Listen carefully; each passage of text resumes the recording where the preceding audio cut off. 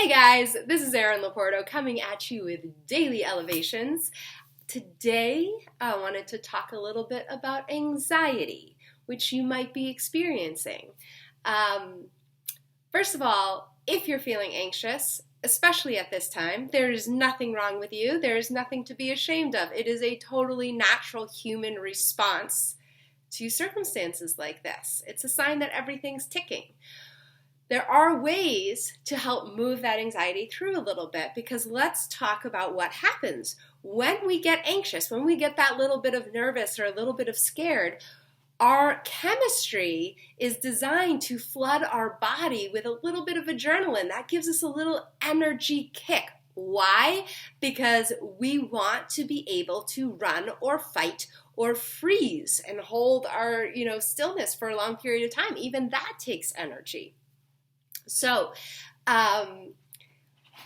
what has happened right now is that we are literally in this state of anxiety, so heightened energy, told to stay in our apartments and not go do the normal socializing things that we do, the normal gym workouts that we might do, the normal, just go chill, even at work, we are constantly releasing energy. It's an energy exchange. But right now we have more energy and we have less ways to get that energy out. So the physical experience of holding more energy in your body with nothing to do with it actually can feel like anxiety itself. And there's a couple things that we do when we have that extra energy in our body. One, we really feel it and we become anxious and we have to do something, and we can go as far as having a panic attack because we're so focused on that feeling of extra energy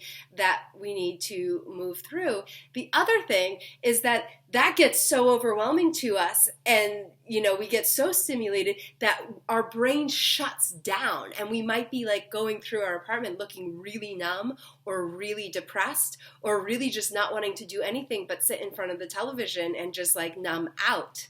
These are both actually responses to anxiety, to an excess of energy.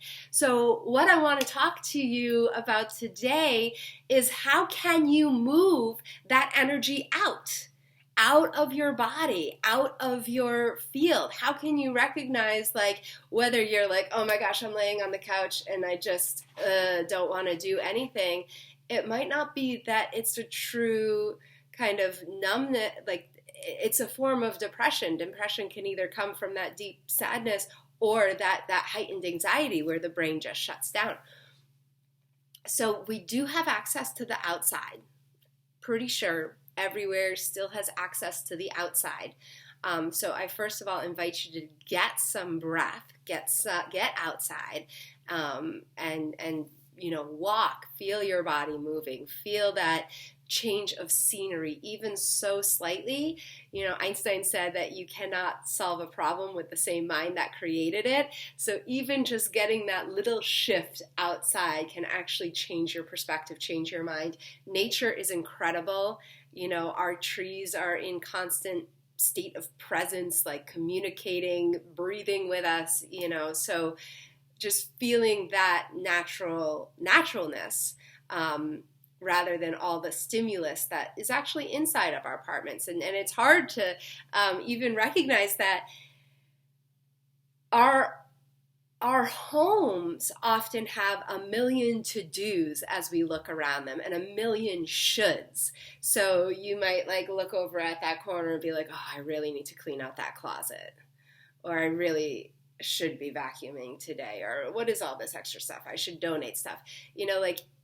Unconsciously, at that deep level, our apartments can have a list of things to do in them. So sometimes they're not the best place for us to find real peace, because consciously or unconsciously, we're like getting into that human doing kind of thing. Going outside, it's like we're not going to, outside of your yard, where you might also go into the same, I really need to trim that bush, or, I should plant a garden, and, should. But getting out into that place where you can just walk, where you can just feel yourself be and give yourself permission to let go and not have to do anything and not have any of those. You might have those thoughts coming up anyways, even on your walk, but it's not right in front of you. So it's being triggered internally versus externally, which is a nice shift to find.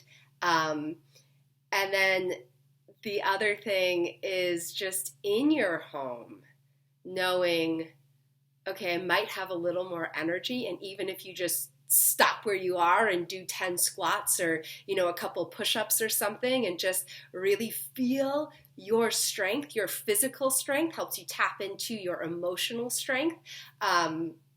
But to have that momentary churn of just getting that energy out. And of course, there's a million things being offered for free online right now in terms of movement.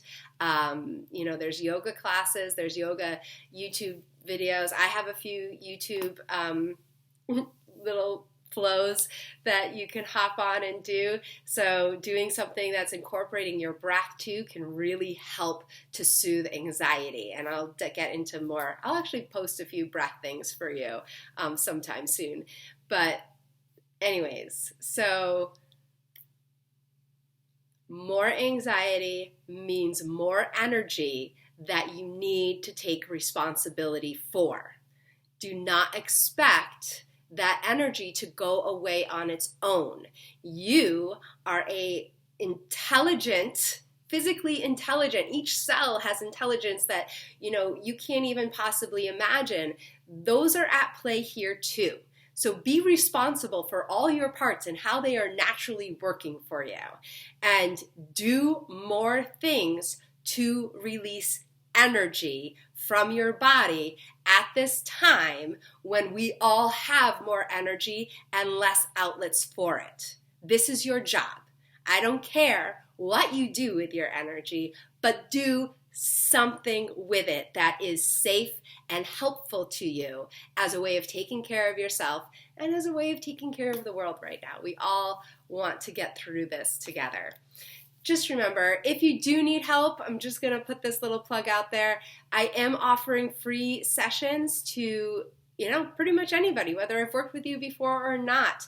Little 30-minute sessions to just help you ground whatever's going on and get you some more tools that might serve you. So, namaste, everybody. Take care. I will see you tomorrow.